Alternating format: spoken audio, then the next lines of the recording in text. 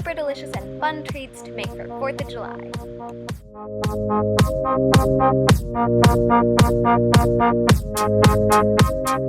For our first recipe, we'll be making a red, white, and blue cake in a jar.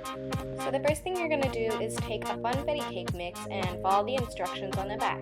Then you're going to separate the mix into 2 separate bowls and dye one of the mixes red. You can also dye it blue if that's what you like, but I really wanted to dye my cake red, so I just dyed it to my preference in color, but you can make it however bright or deep as you want. And then once you've done that, put your cake mix into a cake pan, as well as your white cake into another greased cake pan. And then put your cake in the oven for however long the box says to and let them bake. The next thing I did was make a blue frosting. So I took a can of white funfetti frosting and I dyed it blue. Once again, you can dye this to whatever your preference for the color is or whatever color you like. Then once the cakes had come out of the oven and had cooled for a bit, I took them out of their pans and broke the cakes into little bite-sized pieces. This is a really fun part of the project. Now just repeat this step until you finish crumbling all of your cake. So now it's time to assemble the cake in the jar. So you can start with frosting and then put in whatever color cake you want for the first layer. I put in white and then finished that with some blue frosting, then layered some red cake and put more frosting on top of that.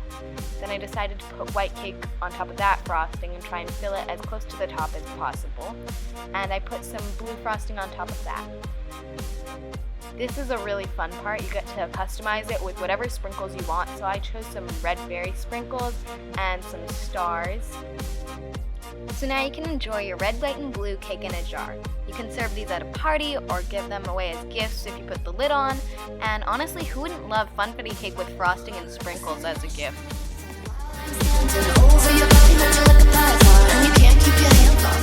For the next recipe, we'll be making red, white, and blue layered j-ello.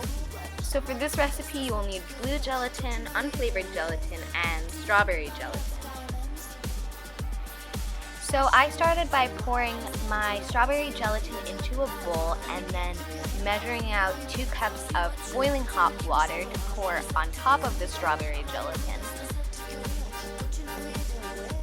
Now just pour your hot water into your gelatin bowl and mix it until there are no more lumps. Now pour 2 cups of cold water into your gelatin mixture, and once you've done that, you can pour the Jell-O mixture into the 9x13 pan. For the white Jell-O, you'll need a can of coconut milk and 2 packets of unflavored gelatin. Pour 1 cup of cold water into a bowl.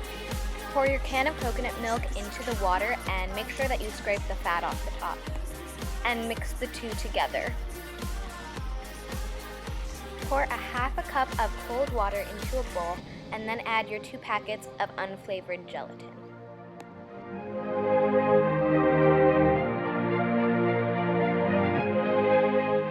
Mix the gelatin and the cold water until they're thoroughly combined and then add half a cup of boiling water to the mixture. Now add your gelatin mixture to your coconut milk mixture and stir those thoroughly.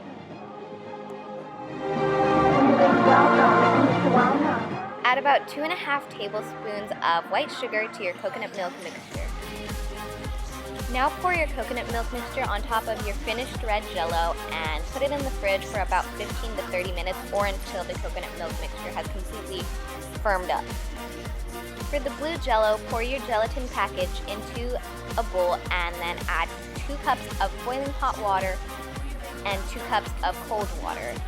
Stir and then pour on top of your set white and red Jell-O. Now place your Jell-O in the fridge until the blue Jell-O has completely set.